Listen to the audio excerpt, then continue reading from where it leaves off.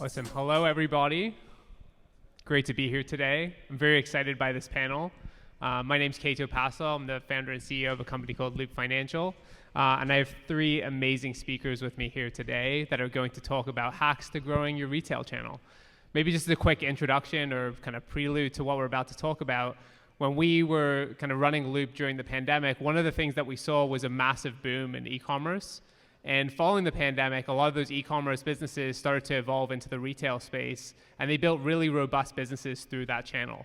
So, one fundamental thing that we've kind of seen evolve over the last few years is e-com businesses starting to be successful by evolving into more of an omni-channel business, and that might be true for many companies here today. So excited to talk about that topic. I guess going to start by asking each of our panelists to introduce themselves. So Tiki, starting with you.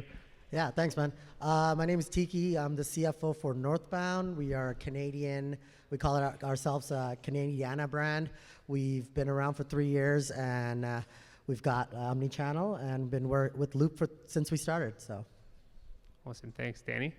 Hi guys, I'm Dani Kagan. I'm the co-founder of Mave and Chez. We design luxury ergonomic slippers for women. Started this also about 4 years ago, designed them from scratch. Launched officially over a year ago, 2 years ago on Kickstarter. And yeah, happy to be here. Hey guys, my name is Yanal. I'm the founder of Peace Collective. We're a lifestyle brand that helps people look good while giving back. So for every garment that you purchase, we help support different charities, different causes that are close to your heart. And I've been doing this for 9 years now, so a long ass time. Awesome. Tiki, maybe first question to you. Tell us a little bit about the story behind why you started Northbound. What was the gap that you saw in the market and that kind of inspired you to start? Well, for us, we just wanted to, me and my partner, we love roots. We've loved everything Canadiana. Me and him have done trips across all of Canada. We used to be reps for small clothing brands, go to mom and pop stores. And on one of those drives, we met Justin, our CEO, who's done the same thing in the same industry, clothing industry, for a while. We just wanted to tell a Canadian story. We love roots, but we were always talking about how they just have roots and there's no graphic, there's no tongue-in-cheek to it. So we went out, did it ourselves, and there was a big market for it. We found out that it goes across all youth, all the way to retired. Everyone was loving it, so that's why we've kept building it. Now we do jackets, youth jeans, everything. So. Awesome, thanks. Dani, what about you? What was the inspiration behind Mave and Chez? Yeah, pretty fun story. I had two companies in the event space for about 10 years. And then the pandemic hit and there were no more events. And a really great mentor said to me, your events aren't coming back anytime soon. I've been through an economic crisis before. Put on your entrepreneur hat and start something new. And it was genuinely a blessing in disguise because I was super burnt out from events. And I was at home more than ever during the pandemic, walking around my home barefoot. Then I got pregnant. And I was like, oh my God, I have excruciating pain in my feet and my back. This must be just from pregnancy. And my friend who's a podiatrist was like, no, actually, no one should be wearing bare feet or socks around your home. You need to be wearing something supportive, especially with arch support. And I was like, oh, I didn't know that. And I started doing more research. And the more I learned, the more I was like, there's a huge gap in this market. There's no luxury elevated slippers for women that are also orthopedic. Everything that was orthopedic on the market looked like a grandma slipper, just genuinely ugly. And I was like, we can do better than this. So started designing them from scratch with the help of a podiatrist. And here we are almost 5 years later from inception. And growing across Canada and the US and have over 2,500 amazing customers. Awesome. Yanal, you just mentioned that it's almost been 10 years. What's kept you going? There's a lot of ups and downs in an entrepreneurial journey. What's motivated you to keep pushing the business forward all this time? Yeah, definitely. 10 years is a long time, and there's been a lot of ups, a lot of downs. And it's constantly trying to, not get too high with the ups and not get too down with the lows, and just kind of understanding that they're always going to come. There's going to be good times and bad times. But I think for me, I love what we do at the core of it. I enjoy coming up with new collections and new products and seeing us accomplish different things and just being able to chase our curiosities and our passions.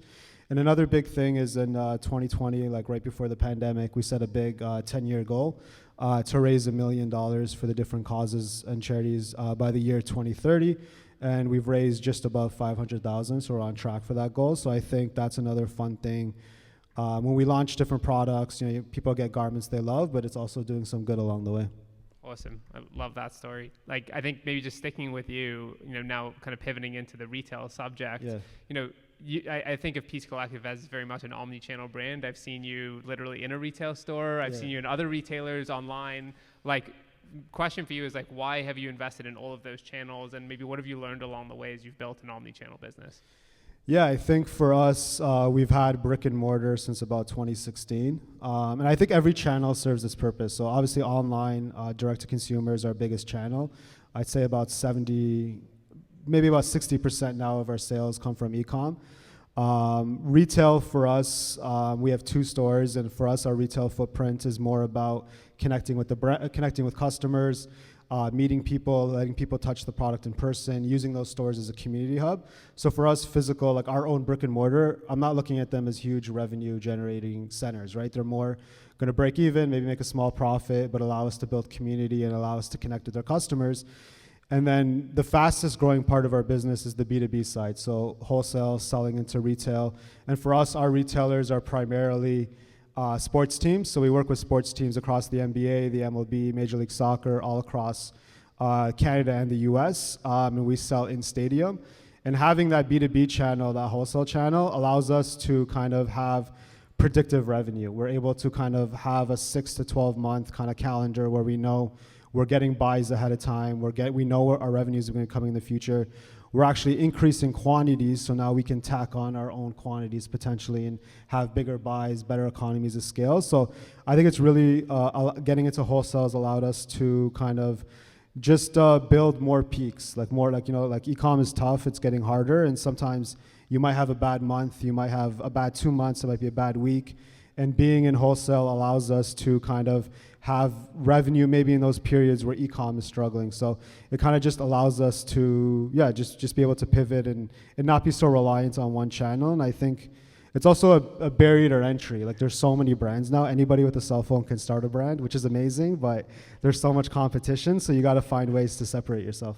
Cool. Awesome. Dani, maybe moving a little bit onto your retail store. You've started mostly online, but are now in some retailers. I guess, can you tell everyone a bit about the story as to how you've evolved the business and how you've maybe started to get your foot in the door?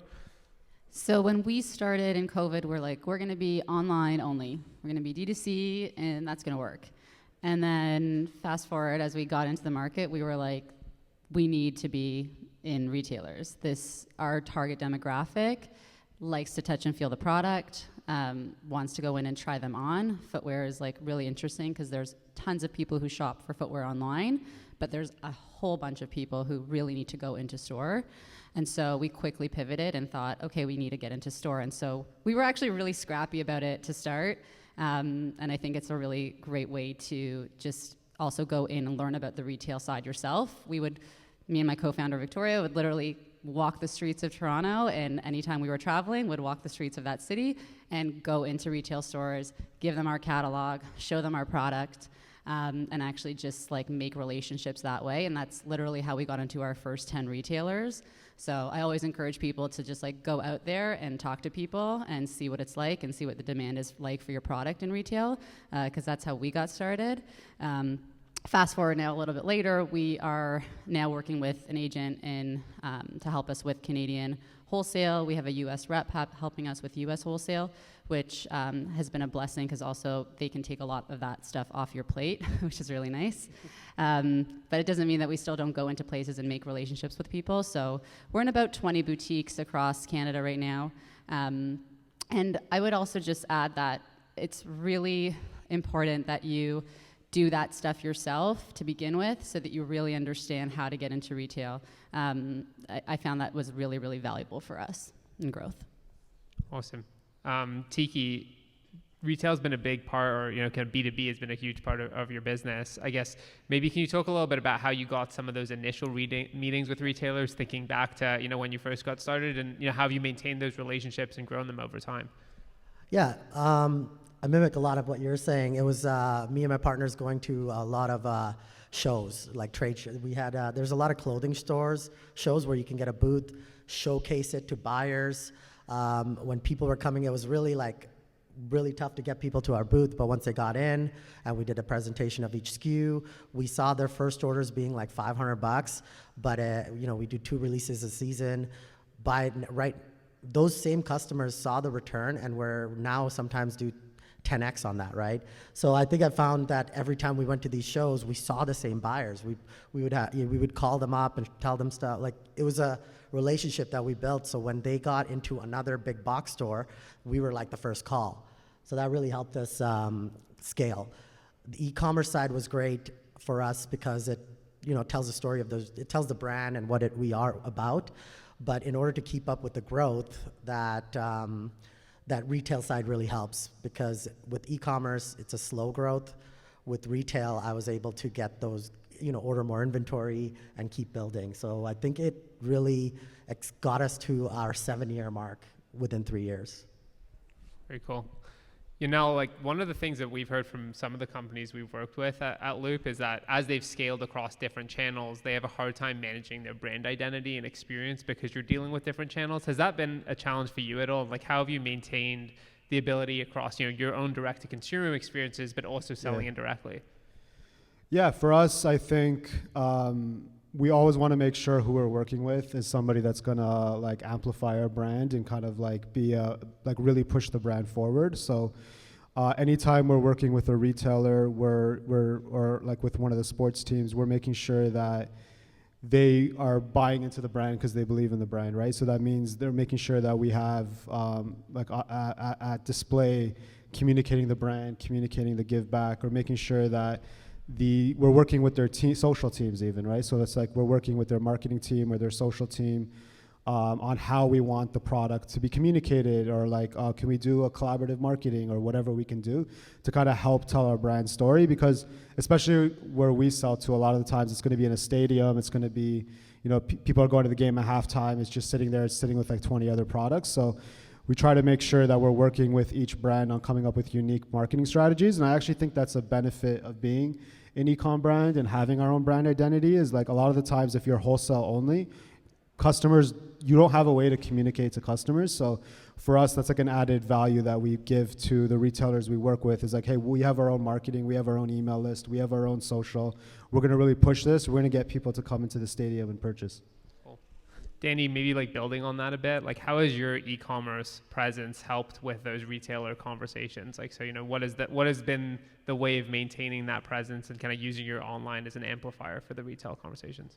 Yeah, same thing. I feel like also having your own brand identity, like you said, is so important. Like just being able to have that as our starting point was huge, and being able to build on that. For us, I'll be honest with you, we're having a love-hate relationship with retail right now. Retail's changed a lot. So we're actually loving the e-com side of things, and our ads are actually really working now after like a full year of really testing them properly. But I will say, like, both channels really speak to each other. So as much as, we're not like, oh my God, we're gonna scale right now with retail, it could be something that we could scale in the future, and we need to start small and grow that whole channel slowly, because they really do talk to each other. Like, I've had customers come to us and say, I saw you in this boutique in Collingwood, like, I loved your product, I tried it on, and then we'll see a sale come through on e-com like 2 weeks later from that person. And so they really talk to each other really nicely. So again, it's not gonna maybe be something that you scale really fast, really quickly, but it could be something that is huge in terms of bringing people back to your site. Awesome. Tiki, maybe talking a little bit about those like longer term retail relationships you've had, how have you managed to kind of maintain them and grow them over time? Would love to dive into that. Yeah, so I mean, for us, we have two different, buyers. There's the big box stores, and I found that with those buyers, if we give them customization, if we kind of tailor more options, the more we can do for them in our design room, the more willing to work with us they are, because they have so much input that they can give you about your product, because they see the turnaround, they see how many of your units are selling, they can tell you what sizes are selling.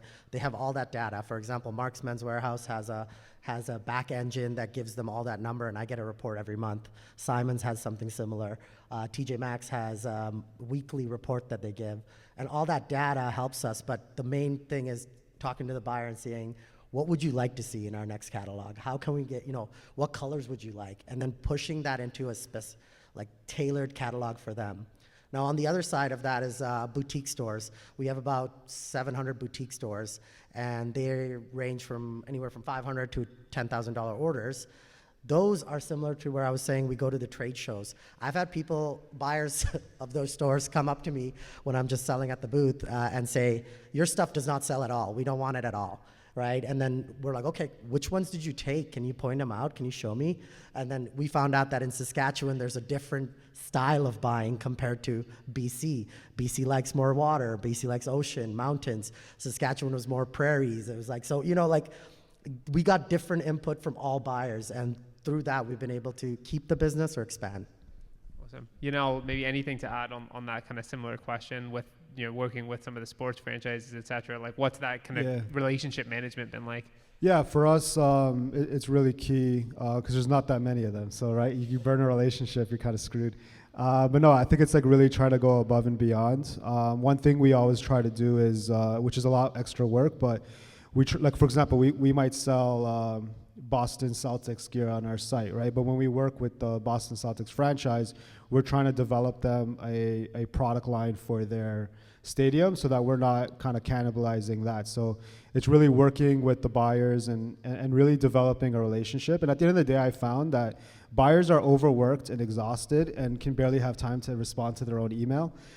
So the best way of really working with them is you really want to try to make it as easy as possible. Be like, hey, we put in the work, we created this assortment, just buy one piece, try one piece, let it sell.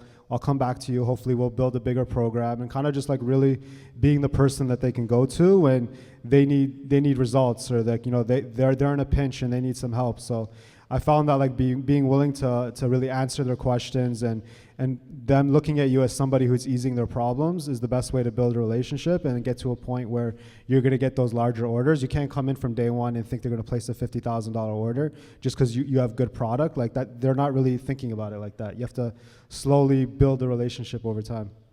Awesome.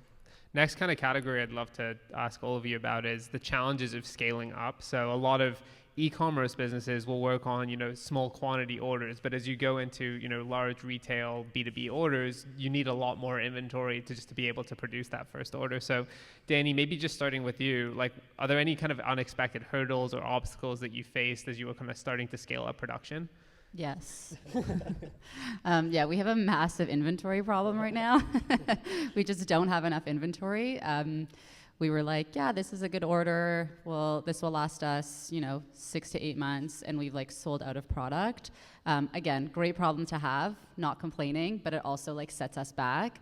So for instance, we just got onto Nordstrom.com, and we have a warehouse in the US that we have to ship from because that's how they work there with Nordstrom. So we can't drop ship from our warehouse in Toronto.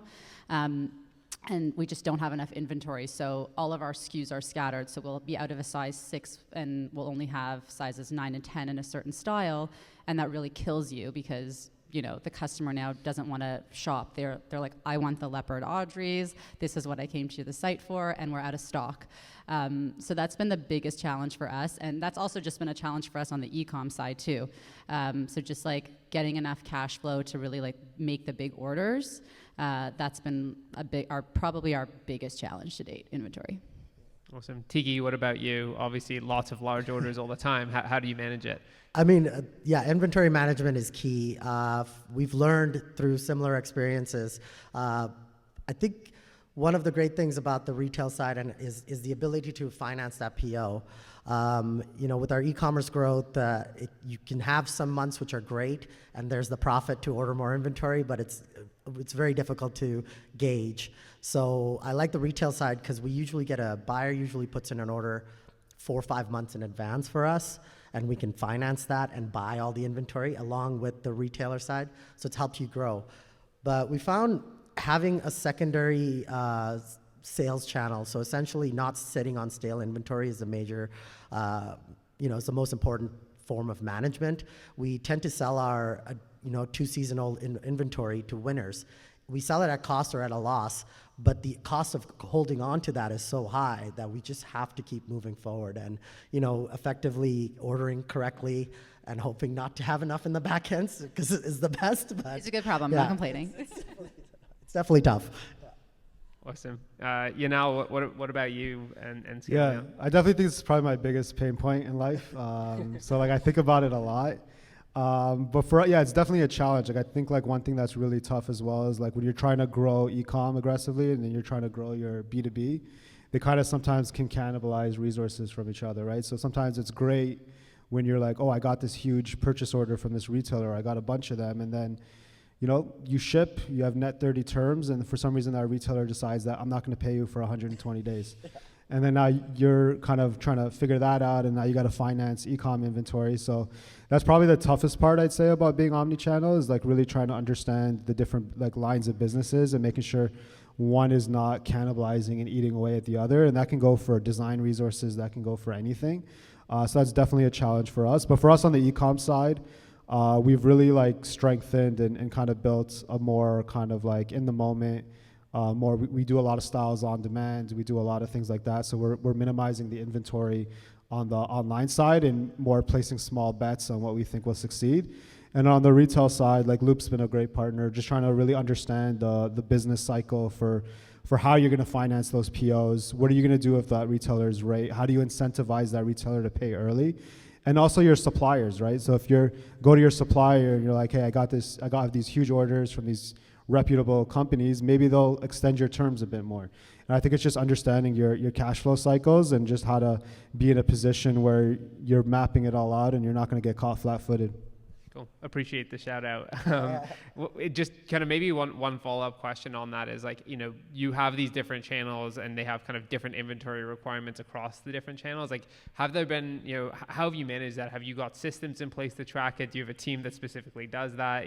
What's your mechanism to make sure that you're kind of properly stocking up stuff across the different channels you have? You want me to answer? Yeah. For us, we have our operations team is like, again, it's like one of our main like thought processes is like, how do we really understand one, our inventory, one, our future demand, and also changes in what's going to happen. So for us on the retail side, we're lucky. We're not selling our inventory to retailers. We're custom making products. They're buying. They're giving us a 3-month, 4-month, hopefully, headway. So we're able to purchase products, sell products. But on the e-com side, we're constantly trying to minimize risk. I kind of think about it like, okay, you're at a roulette table or you're playing blackjack. You don't want to put all your money on one number. You want to make a bunch of small, educated bets when you're launching new products. So when we launch a new style, we go very light. We try to spend as little money as possible, test it. Okay, we're seeing traction here. Okay, let's put a bigger bet. Okay, that's going well, let's play a bigger bet. And then we're trying to spend most of our money on the styles that we know are doing well and are going to hopefully continue to doing well. So I think that was like a change we're just starting to make, where we're going to spend less on new styles and spend more on proven styles, and that's kind of like our flywheel. Cool. Tiki, is it the same for you? Are you pre-ordering stuff, or are you doing it on demand? We have a bit of a different I mean, obviously a lot of that we have to do as well, but we do pre-sell a lot of our stuff at trade shows. So we have a pretty good idea of the numbers, and then we tend to tag on the big box units on top of that, and then we put maybe a conservative number for e-commerce. But what's really drives us is if we get another PO order from a big box, that allows me to say, okay, now we can sell another X amount dollar value. So we get our sales team to go back and try to sell that catalog. There's only about 2 months before we have to deliver.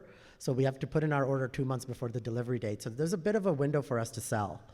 But same thing, like I think not being, managing risk is a major thing that happens every day, every month. And not being too aggressive on the growth strategy. Like the finance side is so difficult. We found with Shopify, we also took a loan from them, and the cash burden of that was so difficult on the company because they take a percentage of all your revenues. It was almost destroying any growth because we were just paying off a loan. So, you know, looking at those finances, making sure your cash flow is looking good, making sure you've projected it correctly, and definitely going with the conservative sales growth number and then building is the best way to go for us, at least we found. Cool. Danny, you mentioned, you know, having those inventory challenges right now.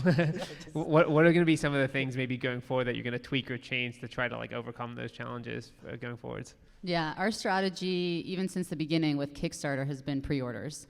And pre-orders have been incredible for us. Like we're a mid-luxury product. Like our slippers are around $200. So our target demo is quite niche, and they're customers that when they love the product, they come back again. And so pre-orders have actually been really huge for us. And so what we've done even just recently with our new like fall line, same thing, also ordered small batch, like testing it, seeing what works online, and then presenting it to wholesale and saying this is what we have available. And we've even dropped styles that haven't worked on our Ecom site. It works really well. So you test really with Ecom, and then you see what works so that you can go to your wholesaler and our agents and say this is what's working well on Ecom and this is what we're gonna order for our next run. And so we also do, because we're not working with big box yet, we're really like in mid-size to smaller boutiques, we can do that whole pre-order model even with the boutique. So we'll say this is coming up in like 2 to 3 months, and this is what you can pre-order. So that strategy has actually worked really well for us, and we have now pre-orders for October and November for holiday season with some boutiques, with like our new fall collection coming. One other kind of theme that I've heard is that, you know, e-com brands have used retail as a way to test international expansion. So starting their foothold in other markets because it might be easier to sell into B2B.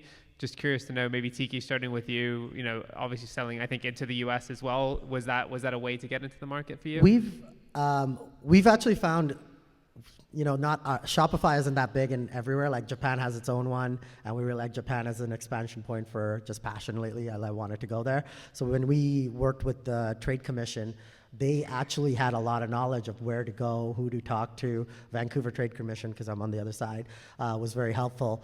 But the largest one for US that helped us was Fair, which is a B2B wholesaler for online, and they're really easy to work with. They did a trade show where they cover your shipping. So they were awesome for us to just test out brands and try different designs without a large upfront cost. So that helped us we're still gauging US. We are not like I said, we're a Canadiana brand, so we'd have to switch a lot of stuff up. But it definitely, we had sales in the US, and made us rethink going to the US because we just didn't want to destroy the brand without having proper designs and review of the markets. Danny, what about you? International retailers, Canadian retailers, what's worked so far? Yeah, we've been using Canada as a strategy to really test. Ads are cheaper here, like getting into retail is a little bit cheaper. Everything is just a little bit easier in Canada, I find, just speaking for myself. So we've been really using it as a launch pad before we really go ham on the US. We are in a few boutiques in the US, and we're just testing that out right now, but we had a big learning lesson last year where we were like, let's go to the US, we're ready, and we spent a bunch of money, and it did not work. And we were like doing well in Canada, and I was like, why did we do that? Let's really hit Canada hard, and really penetrate the Canadian market and understand our product, understand our customers. What are they looking for? Do they like the replaceable insole? Are they looking for different things? Like, do they love the rubber outsole? Are they wearing them outdoors? Like, do they like suede versus velvet? Like, all of these things, like, you can test in Canada really well. So we kind of took a step back, and we're like, we need to breathe a little bit and do the grow slow method and really test things in Canada before we really penetrate the US. So again, like, we are in Nordstrom.com, we're in a few boutiques in the US and going to the US next week, but again, that's more so just like learning. We really just want to like learn about the US market. It's a huge market. So if you go there a little bit too fast, you might find yourself that you need to take a step back. Yanal, what about you? Has retail been a way to expand internationally? To be honest, I think for us, it's actually the opposite. So for us, we found that because we have a big social presence, we have like our forte is design and running ads and running creative, we actually found that once our ecom really clicked in the US and we were really starting to ship more and our volumes grew, we had buyers reach out to us. So we had buyers from different teams being like, oh, I saw this Instagram ad. That's like the most common thing I hear from different buyers. Oh, I saw this on Instagram and my boss told me, or my boss saw this on Instagram and he's like, oh, why don't we have this in the store? So for us, really it's been, and we struggled a lot to kind of dial in e-com in the US. And once we kind of slowly started to get our footing and we understood how to make sure shipping was easy and how the ads were working, and then it kind of brought the retail. And now for us, the UK is a big focus and we're starting to get pretty good penetration on e-com. So from that, we hope, okay, retail will follow after, but that's just our specific case. I think a lot of the times, obviously, if you're in retail in these different places, people see it, it builds trust, and they're more likely to buy online. Awesome. Thank you. I think we're at time. I want to give a huge thank you to our 3 panelists today for joining us. So thank you. Thank you, Ben. Thanks so much. Umbra will be speaking there. Awesome. And So- this room preparing for an exit. Shy Nullman. So we're going to take a 5-minute break and we'll be back. We need to switch mics. In the other room. Let's just do 5 minutes of Q&A. Oh, there you go. Awesome. All right. Do we have any questions in the audience? Any questions?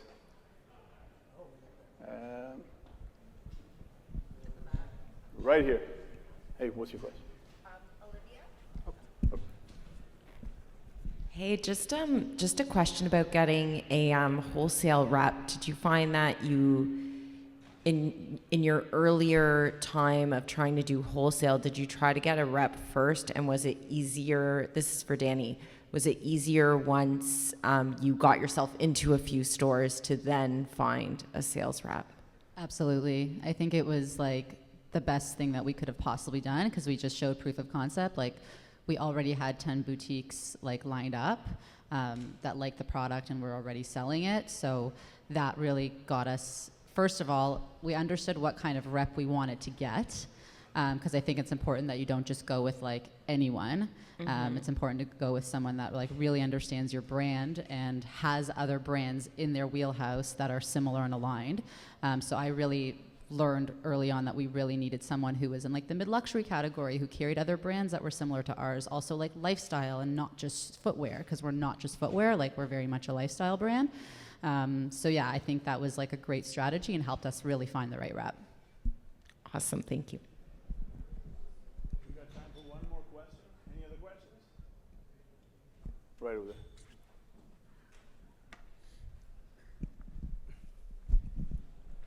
Hi, thank you for your insights. So just had a question regarding, like, if someone is starting e-commerce, right, and they want to go retail. So what are the numbers we are looking at, they should do in e-commerce, then try retail? How big it should be in e-commerce, and then they should try, reaching out to the retail boutiques? It really depends on your ability, like your ability to raise capital. How much can your your manufacturers, your inventory, as we said earlier. It's probably different for everyone. For us, we needed to do the retail to keep growing the brand. So right now we're at about 20% e-com, 80% retail, but that just works better for us. E-com is way more, e-com tends to be better in margin. So we do, but the problem is to build it up. We have to invest a lot of money in content, in marketing, in just building the brand and getting it out there to the consumer individually. So we decided to flip it and go with the retail side to build brand awareness. And then once we're at a point of good cash flow, better, we have some money set aside, then we're gonna push for the e-com side. So that's just how it worked for me. Okay. Give it up for our amazing panel here.